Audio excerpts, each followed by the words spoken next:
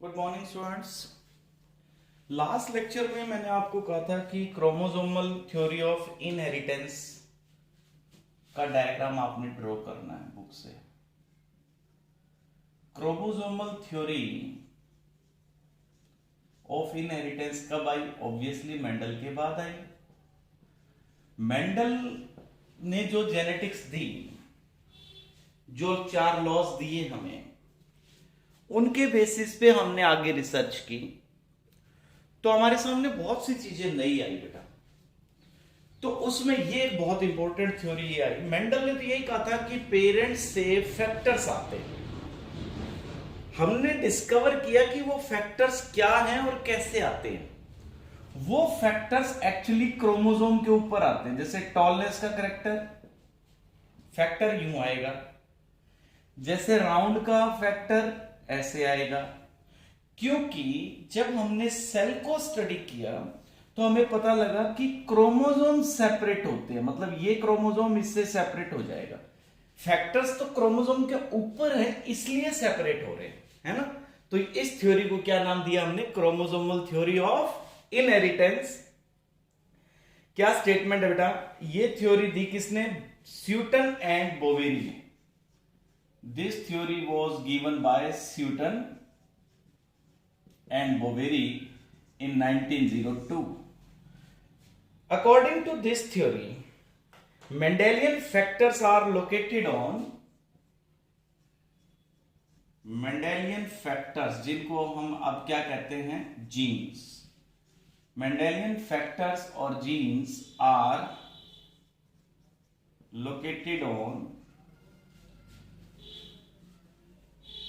located at specific locus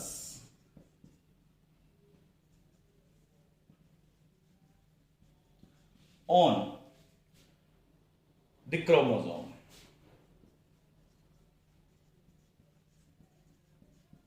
On the chromosome, and it is the chromosome which segregate, and it is the chromosome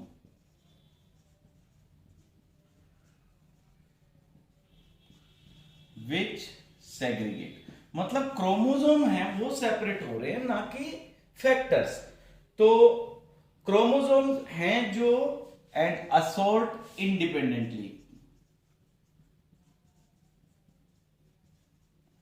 कि chromosome independently gametes में transfer होते हैं during meiosis.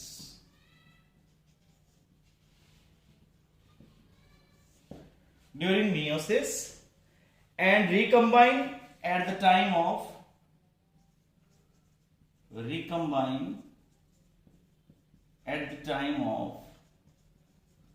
fertilization। कि fertilisation जब होता है, mail का sperm जब फीमेल के ओवा से फर्टिलाइज करता है तो एक्चुअली क्रोमोसोम्स जुड़ते हैं आकर के, ना कि फैक्टर्स। सो इट मीन्स हम ये कह सकते हैं कि फैक्टर्स यानी जीन्स क्रोमोसोम्स के ऊपर हैं और क्रोमोसोम सेपरेट होते हैं, ना कि फैक्टर्स। इसको ऐसे भी समझ सकते हैं, मैं डायग्राम से एक्सप्लेन कर रहा हूं आपको। देखो,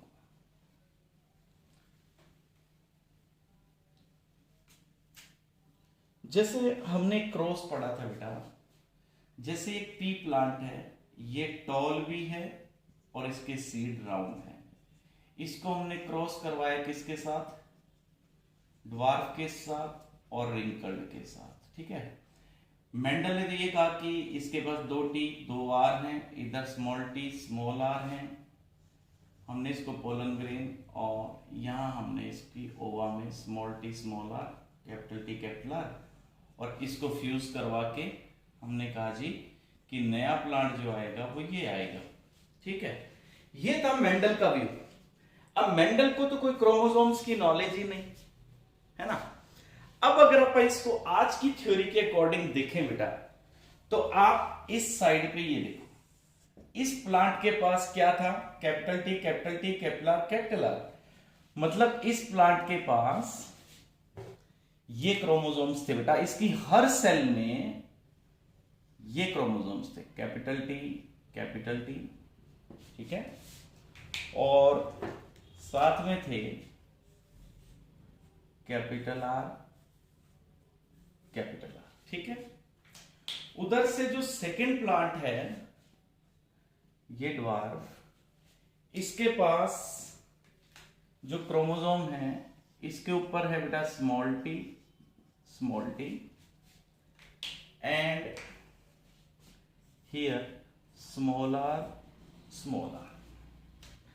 अब देखो बच्चों, जब यहां पे पोलन ग्रेन बनता है इस जगह पे, यहां से ये पोलन ग्रेन बना है। पोलन ग्रेन जब बनता है तो हमें पता है कि मियोसिस होती है। मियोसिस कैसे होती है, उसमें एक फेज आता है इंटरफेज, और इंटरफेज में आपको पता है क्रोमोसोम्स क्या होते हैं, डबल होते हैं। हर क्रोमोसोम कॉपी करता है, देखो ऐसे, ये क्रोमोसोम भी कॉपी कर लेगा। इधर नीचे जो ग्रीन वाले हैं इनको भी कॉपी करवाओ।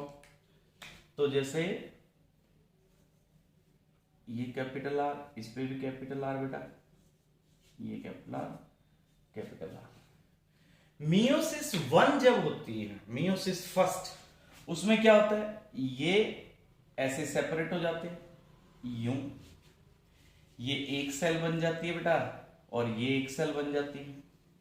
मियोसिस 2 जब होती है तो ये क्रोमोसोम्स जो ऐसे, इस सेल को देखते हैं अपन, देखो इसके पास ये चीज है, देखो ऐसे कैपिटल टी, ठीक है बेटा, और इसी सेल में क्या है, कैपिटल आर। अब जब मियोसिस 2 होगी, ये तो मियोसिस 1 की बात करें, ये कहां हो रही है, यहां पे हो रही है एंथर में। ये मियोसिस जो आप क्रोमोसोम से पढ़ रहे हैं कहां हो रही है, इस एंथर के अंदर हो रही है। तो ये मियोसिस 1, और अब मियोसिस 2 में क्या होगा, दोनों साइड स्पिंडल बनेंगे, ये ऐसे, और ये इस तरह से डिवाइड कर जाएगा। मतलब 2 सेल आपकी यहां जो बनेंगी वो कैसी बनेंगी, देखो बेटा, इसके पास क्या आ जाएगा, एक कैपिटल टी, इसके पास भी क्या चला गया, एक कैपिटल टी, और दूसरा क्या आ गया इसके पास, ये कैपिटल आर और ये कैपिटल आर। ठीक है, यही मेंडल कह रहे हैं। देखो मतलब यहां से जो ये पोलन ग्रेन जा रहा है, इसमें एक्चुअली थोड़ा बड़ा बना देता है पोलन ग्रेन को, देखो इसमें एक्चुअली एक ये कैपिटल टी के साथ क्रोमोसोम, और ये क्या जा रहा है, कैपिटल आर के साथ। ये देखो, समझ आया अब आपको? ध्यान से देखो बच्चों कि जब मियोसिस होती है तो क्रोमोसोम सेपरेट होते हैं। देखो मैं फिर से बताता हूं, अगर पहले दिखा नहीं आपको। देखो ओरिजिनली इसके पास क्या था, 2 टी थे, 2 आर थे। जब मियोसिस होती है तो हर क्रोमोसोम कॉपी करता है अपनी। ये देखो यहां पे इस क्रोमोसोम में 2 टी हो गए, इसके पास भी 2 टी होगी, कॉपी होगी। इंटरफेस में 2 आर। मियोसिस 1 में क्या हुआ होगा, ये सेल यूं डिवाइड की होगी, एक सेल में ये आ गए, जैसे ये एक सेल है, दूसरी सेल में भी ऐसे ही आगे होंगे, ये वाली में, ये अपन ड्रॉ नहीं करे साथ में। अच्छा, फिर जब दोबारा सेल डिवाइड करती है मियोसिस 2 में, फिर से डिवाइड हो गया, देखो इधर ये आ गया, इधर ये आ गया। एक बार जब मियोसिस होती है कितनी सेल बनती हैं, 4। मतलब 2 ऐसी सेल यहां पे और बनी, उनके पास भी क्या आया, यही आया।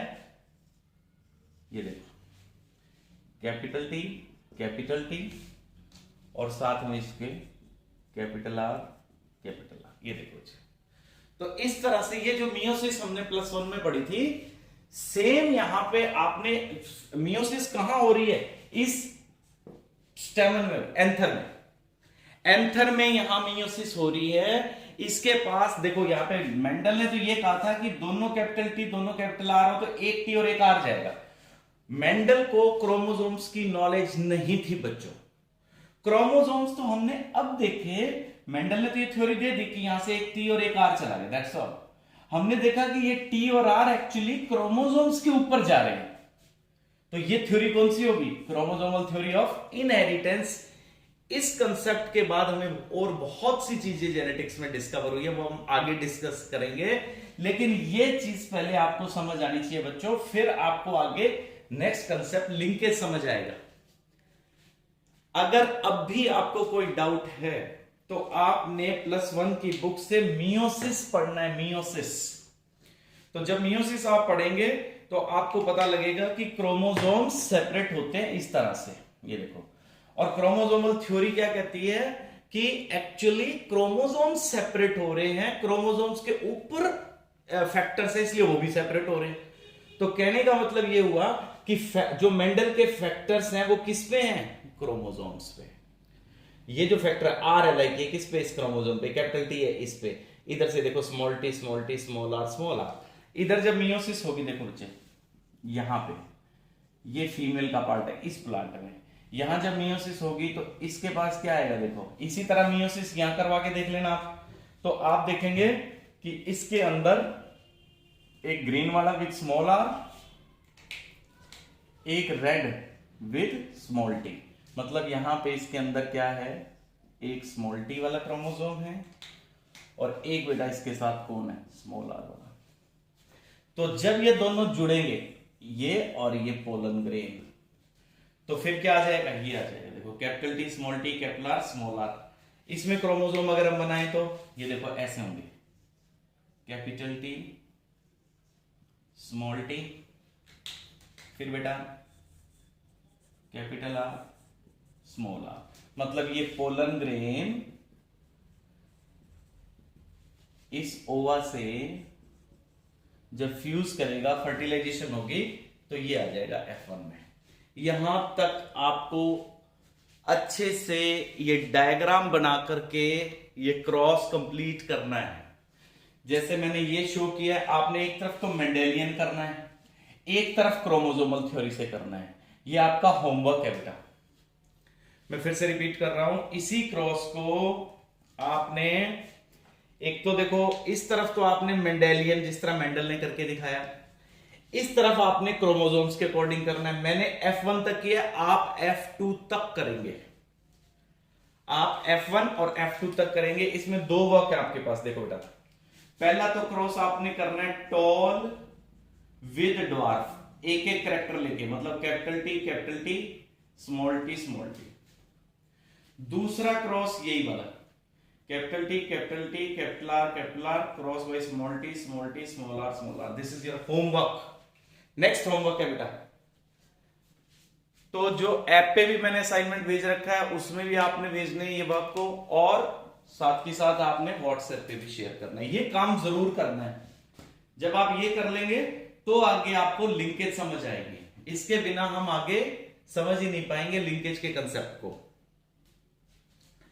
अब नेक्स्ट कंसेप्ट बेटा लिंकेज, उसके लिए मैं आज का दिन आपको दे रहा हूं। यही वीडियो आप पूरी कर रहे हैं, यहां तक का काम आप जब पूरा कर लेंगे, then will proceed to the next concept linkage, which is most important. Thank you बेटा, हैव अ नाइस डे।